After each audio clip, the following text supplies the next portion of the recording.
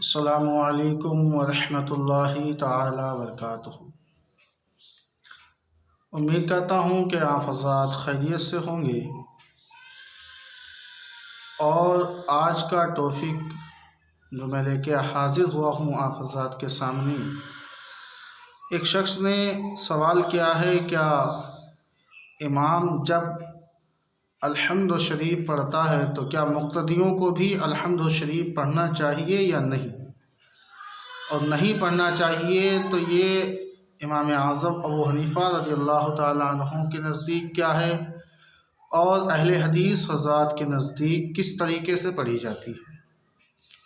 سوال اچھا ہے، اس کا جواب آپ حضرات بھی سنیں اور اپنی اصلاح کریں کہ ہم اور آپ جب بھی امام کے پیچھے نیت باندھیں تو امام کی جب ہم اور آپ امام کو اپنا مقتدی مانیں اور اس کا مقتدی بنیں، تو ہمارے اور آپ کے لیے یہ لازم ہے کہ ہم اور آپ قرآن مقدس کی کوئی بھی تلاوت نہ کریں، یعنی جب امام الحمد شریف پڑھے تو ہم چپ رہیں،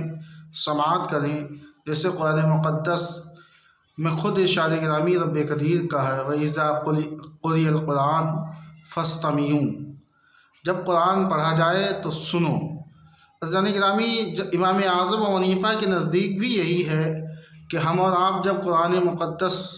جب امام پڑھتا ہے الحمد شریف پڑھتا ہے تو ہم اور آپ سنتے ہیں، دھیان سے سنتے ہیں، کیونکہ ہمارا جو مقتدی ہے، ہمارا جو امام ہے وہی مقتدی ہے، ہم اس کے مقتدی ہیں، اور کوئی بھی کام ہو جس کام کو ہم اور آپ کسی کے پیچھے رکھ کے کرتے ہیں تو سمجھ لو کہ جو آگے چل رہا ہے اس پر ہی دار و مدار ہے۔ اور اہل حدیث حضرات کے نزدیک وہ لوگ اس طریقے سے کہتے ہیں کہ جب امام الحمد شریف پڑھتا ہے تو وہ بھی الحمد شریف پڑھتے ہیں، لیکن ان کے پڑھنے کا طریقہ الگ ہے۔ جب امام الحمد شریف پڑھتا ہے تو وہ امام الحمد شریف پڑھنے کے بعد جیسے الحمدللہ رب العالمین اس نے کہا تو بیچ میں وہ سانس لیتا ہے، سانس میں اتنا سکتہ کرتا ہے کہ پیچھے کھڑے ہوئے مقتدی بھی الحمدللہ رب العالمین کہہ سکے۔ اور بعض لوگوں نے طریقہ اس طریقے سے اپنا رکھا ہے کہ کچھ لوگ پورا الحمد شریف جو سورت ہے پوری سورت پڑھ لیتے ہیں، اس کے بعد کچھ دیر چپ رہتے ہیں تاکہ امام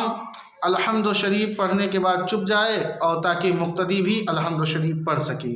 حالانکہ یہ امام اعظم ابو حنیفہ رضی اللہ تعالیٰ عنہ کے مسلک کے برخلاف ہے۔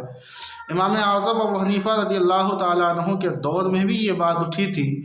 سرکار امام اعظم نے فرمایا تھا کہ ہم سے مناظرہ کر لیں، جو مناظر ہماری طرف آئے ایک ایک کر کے نہ آؤ بلکہ ایک اکٹھا آپ تمام سب چلے آؤ، وہ ہم سے مناظرہ کر لو۔ تو امام اعظم کے دور میں بھی یہ بات جب عروج تک آئی تو امام اعظم سے مناظرہ کرنے کے لیے ان لوگوں نے ایک شخص کو متعین کیا اور کہا کہ اگر یہ شخص ہے جو ہماری طرف سے آپ کو مناظرہ کرے گا، اور یہ بات سب جب امام اعظم کے سامنے پہنچی تو امام اعظم نے فرمایا کہ بس مسئلہ تو حل ہو گیا، اور جو مسئلے کا حل ہے وہ یہی ہے کہ تم نے جب اپنا مقتدی اس کو مان لیا ہے، اس کا کہنا تمہارا کہنا ہے، اس کا سننا تمہارا سننا ہے، تو اسی طریقے سے جب ہمارا امام ہے وہ بھی ہمارا مقتدی ہے، امام کا الحمد شریف پڑھنا تمہارا الحمد شریف پڑھنا ہے۔ ہم اور آپ جب امام الحمد شریف پڑھیں تو بغور سنیں اور سماعت کریں، اور ہمیں اور آپ کو مذہبی حنفی مذہب کے اعتبار سے ہم جب امام کے پیچھے ہوں تو الحمد شریف ہرگز نہ پڑھیں۔ اگر ہم الحمد شریف پڑھتے ہیں تو امام کی اقتدا زائل ہو جائے گی، جب امام کے ہم پیچھے ہیں تو پیچھا ہونا زائل ہو گیا تو سمجھ لینا آپ کی نماز نہیں ہوگی۔ تو ہم اور آپ کو چاہیے کہ ہم امام کی قرات کو الحمد شریف کو اور دیگر سورت جو ملاتا ہے امام اس کو بغور سنیں، اس پر